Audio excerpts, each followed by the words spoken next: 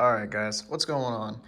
Last time I talked to y'all, I showed you my angle kit on my Trans Am and how it already broke in one of these spots, and now I made a new one, so I'm going to show you guys what that looks like now.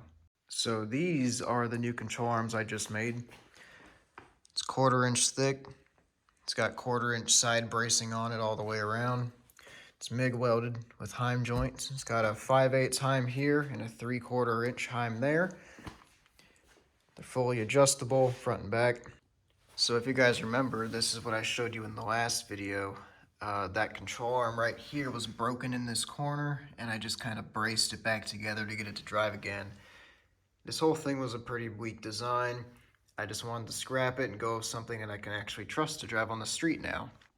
To get these new arms to bolt up with the heim joint, I actually had to re-drill one of these mounting spots so the heim can have some clearance from the K-member and it can run this way. So this is what it looks like bolted onto the car. You can see what I was talking about with that heim joint needing some clearance here. When you bring it through its range of motion, you can see how it sticks out far enough and it doesn't hit the arm itself on the mounting bracket.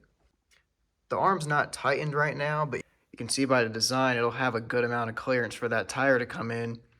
And with these heim joints, you'll be able to push the wheel further out.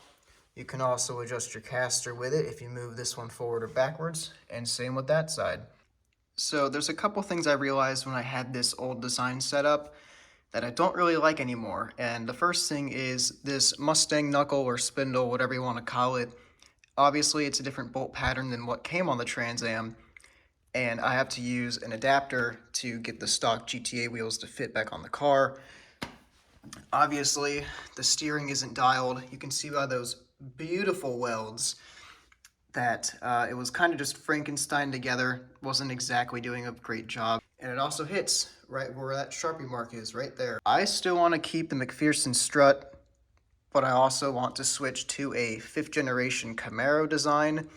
So by that, scrapping this Mustang coilover and the knuckle and the steering rack, and I want to replace it with a 2010 to 2012 Camaro, like the 5th generation knuckle, the FDF steering adapter, and then the steering rack itself.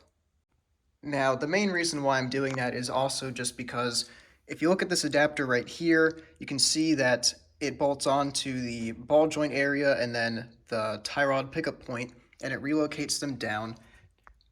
However, they're on the same plane. So that makes it a little difficult when you're at full lock, tires on the ground. This will move, hit that adapter. If it goes past the adapter, it hits this heim joint here. The 5th generation Camaro one that FDF came up with actually has this tie rod pickup higher than the ball joint. So you can turn the wheel further in and really get the maximum amount of clearance that you need for the tie rod.